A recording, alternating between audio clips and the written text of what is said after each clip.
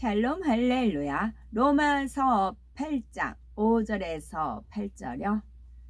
육신을 따르는 자는 육신의 일을, 영을 따르는 자는 영의 일을 생각하나니 육신의 생각은 사망이요 영의 생각은 생명과 평안이니라.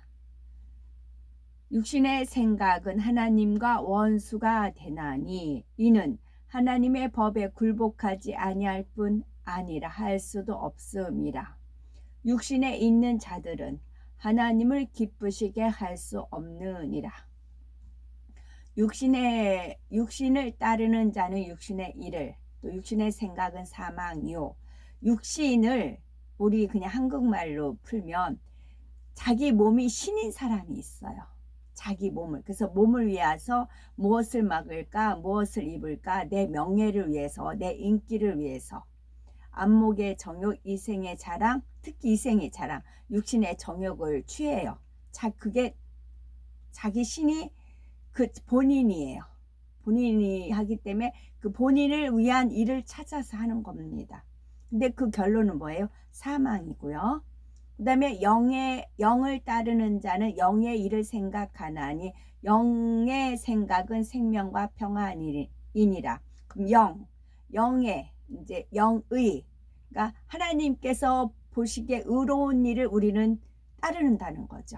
그래서 하나님 영이시잖아요.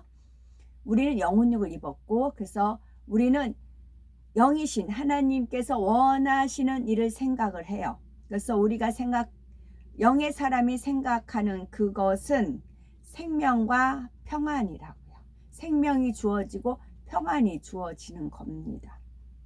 그래서 육신의 정욕, 안목의 정욕, 요즘은 이생의 자랑이 많이 이렇게 보이기도 하고 그러더라고요. 그거는 본인이 자기가 신인 거예요. 그래서 그것은 사망으로 끝나요. 그러나 하나님 나라와 의를 위해서 하나님께서 원하시는 의, 하나님께서 보시기에 의, 그것은 우리는 양입니다 했을 때 의라고 했어요. 저는 양입니다. 하나님 앞에, 주님 앞에 양입니다. 주님이 이끄신 대로 따라갑니다 라고 했을 때 그것은 생명과 평안이라는 거지요. 주님께서 우리한테 생명이 꼴로 주시고 생명수를 주실 것이고 우리는 주님께서 보호하신가 평안한 겁니다. 아멘. 그 다음에 신명기 25장 17에서 19입니다. 너희는 애굽에서 나오는 길에 아멜렉이 네게 행한 일을 기억하라. 곧 그들이 너를 길에서 만나 네가 피곤할 때에 네 뒤에 떨어진 약한 자들을 쳤고 하나님을 두려워하지 아니하였느니라. 그러므로 네 하나님 여호와께서 네게 기업으로 주어 차지하게 하시는 땅에서 네 하나님 여호와께서 사방에 있는 모든 적군으로부터 네게 안식을 주실 때에 너는 천하에서 아멜렉에 대한 기억을 지워버리라. 너는 잊지 말지니라. 제목은 육신의 생각은 하나님과 원수가 되나니입니다. 하나님의 역사를 체험하며 하나님의 일을 이루기 위해서는 영적인 믿음이 있어야 하지요. 영적인 믿음은 사람으로서는 불가능한 일도 하나님의 능력으로 가능하게 만들고 아무것도 없는 데서 실상이 나타나게 만듭니다. 성경을 보면 영적인 믿음을 가진 사람은 하늘에서 불을 내리게도 하고 3년 반의 가뭄 속에 비가 오게 했습니다. 또한 죽은 사람을 살리고 강한 군대를 물리치기도 했지요.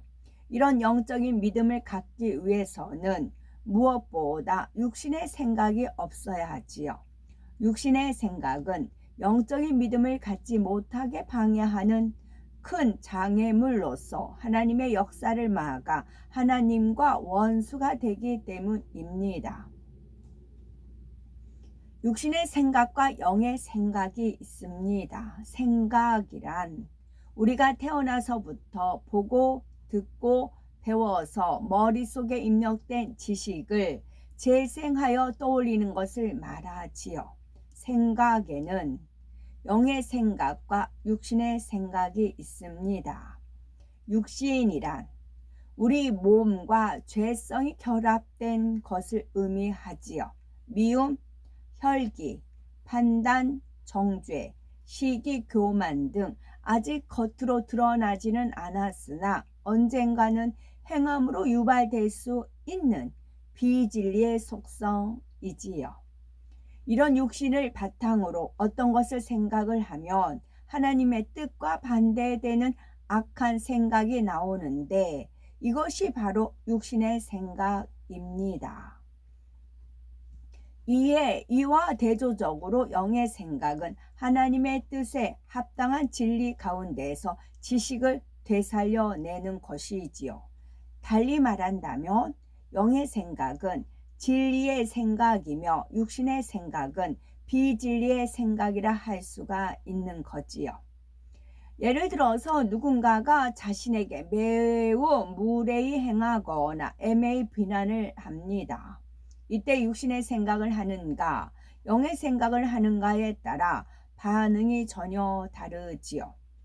비진리를 동원하여 육신의 생각을 하는 사람은 몹시 불쾌하고 자존심이 상합니다. 그래서 불편한 마음을 직접 말로 표현하기도 하고 혹 그러지는 않는다 해도 서운해하거나 마음이 요동하며 고통을 받습니다. 이와 달리 영의 생각, 진리의 생각을 하는 사람은 같은 상황일 때 진리의 마음이 반응합니다. 사랑, 이해, 용서, 화평, 섬김 등의 마음이 작용하지요. 저 사람과 부딪히지 않고 마음을 평안케 해줘야겠다, 오해를 풀어줘야겠다 하며 진리의 마음으로 반응하지요. 이러한 사람에게는 성령께서 어떻게 하면 상대와 화평을 이룰 수 있을지 그 방법론을 알려주십니다. 그러면 성령이 주관하시는 대로 부드러운 낯빛과 온유한 음성으로 또한 상대의 마음을 감동시키는 말과 행함으로 나타내게 되지요. 육신의 생각을 하는 가장 근본적인 원인은 마음 안에 비진리, 곧 육신이 있기 때문입니다. 비진리의 지식이 없고 진리의 지식만 있다면 육신의 생각이 동원될 수가 없습니다.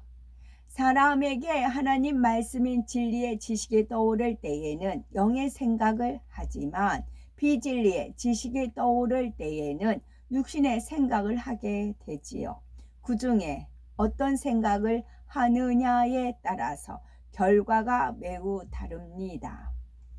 로마서 8장 5절에서 8절을 보면 육신을 쫓는 자는 육신의 일을, 영을 쫓는 자는 영의 일을 생각하나니 육신의 생각은 사망이요 영의 생각은 생명과 평화이니라. 육신의 생각은 하나님과 원수가 되나니 이는 하나님의 법에 굴복지 아니할 뿐 아니라 할 수도 없음이라. 육신에 있는 자들은 하나님을 기쁘시게 할 수 없느니라 말씀하셨지요.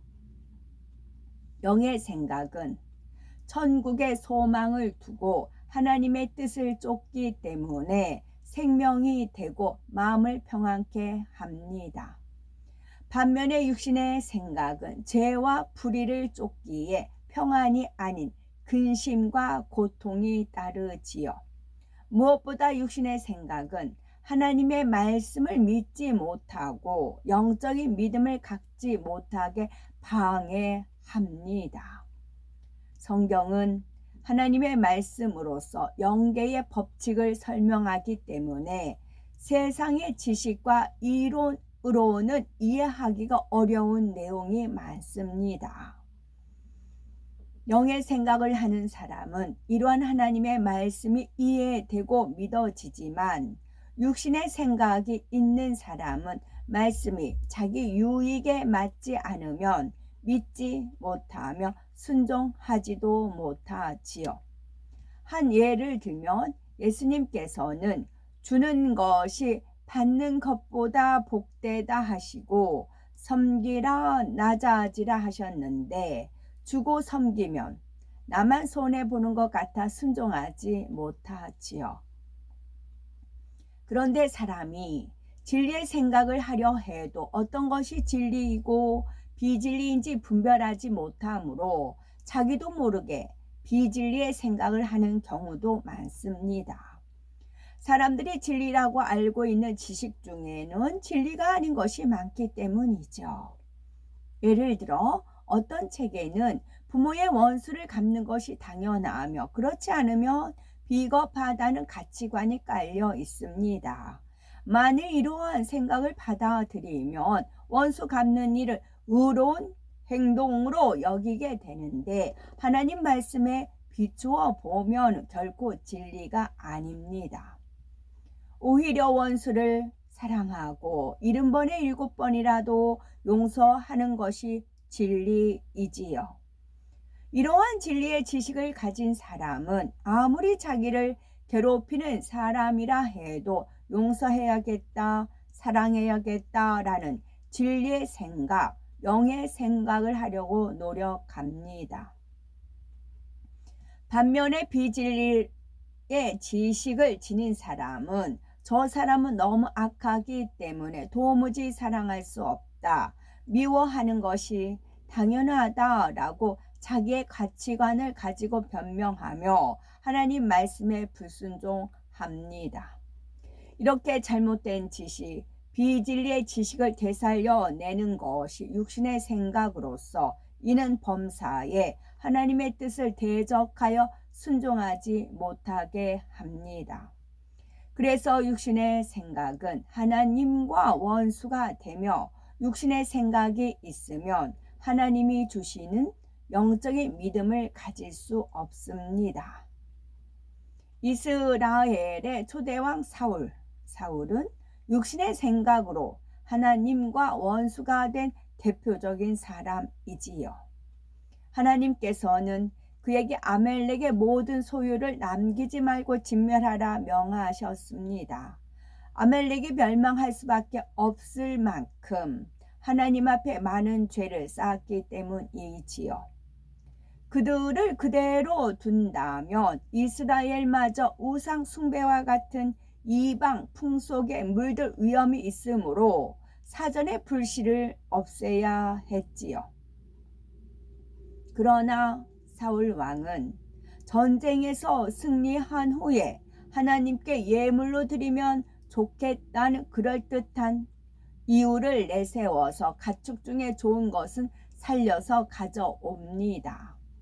아멜렉 왕도 죽이지 않고 사로잡아 왔지요. 사울 왕이 불순종한 것은 욕심과 교만 가운데에서 나온 육신의 생각 때문이었습니다. 좋은 가축을 죽이기 아까웠고 아멜렉 왕을 사로잡아 와서 백성에게 인정받고 싶은 마음이 컸지요. 하나님께서 아말렉을 다 진멸하라 하신 이유는 사울보다 어리석거나 지혜가 없어서가 아닙니다. 죄에 대한 보응으로서 그들을 멸하는 것이 합당했기 때문이지요. 사울은 자기 생각 속에서 더 지혜롭고 좋아 보이는 쪽을 택했으니 이는 자신이 하나님보다 더 낫다고 주장하는 것과 같습니다. 이처럼 욕심과 교만으로 눈이 가려진 사울은 불순종을 하고도 회개하려 하지 않지요. 계속 육신의 생각을 동원하여 악을 쌓아 갑니다.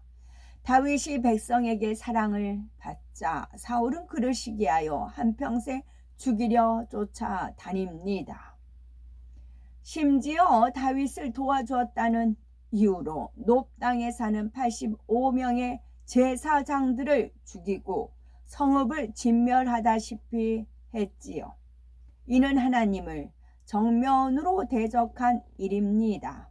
결국 그는 블레셋과의 전쟁에서 전세가 불리해지자 이방인의 손에 죽지 않기 위해서 자기 칼 위에 엎드러져 비참한 죽음을 맞았습니다. 오늘날도 육신의 생각을 동원하여 하나님의 말씀에 불순종하는 경우가 많습니다. 하나님께서는 어떤 일을 명하실 때 현실을 보지 않고 믿음으로 순종하기를 바라시지요. 그럴 때 반드시 하나님의 영광을 볼 수가 있습니다. 하나님께서 모든 상황과 조건을 주관하여 그분의 뜻과 섭리를 이루시며 현실적으로는 큰 난관이 있다 해도 합력하여 선을 이루게 하십니다. 그러나 자신의 능력이나 형편이 안 된다는 등 육신의 생각을 동원하여 순종하지 못한다면 하나님의 역사를 체험할 수 없다는 것을 기억해야 되겠지요. 아말렉은 야곱의 형 에서의 손자입니다. 성경은 그의 후손인 아말렉인을 일컬어 아말렉이라고 하지요. 아말렉인들은 이스라엘과 늘 적대 관계에 있었습니다. 이스라엘이 홍해를 건너서 르비딤에 이르렀을 때 그들은 비겁하게 행렬에 처진 약한 자들을 따라가며 치기도 했지요. 홍해를 가르고 놀라운 기사와 표적을 나타내신 하나님이 이스라엘과 함께 하신다는 것을 알면서도 그 백성을 쳤다는 것은 하나님을 두려워하지 않은 까닭이었지요. 하나님께서는 전쟁이 끝난 후에 모세에게 아말렉을 이 땅에서 전멸시킬 것을 명하셨습니다. 이들이 하나님 앞에 많은 죄를 쌓았고 그대로 둔다면 이스라엘이 우상 숭배와 이방 풍속에 물들 위험이 있기 때문이었죠. 아멘.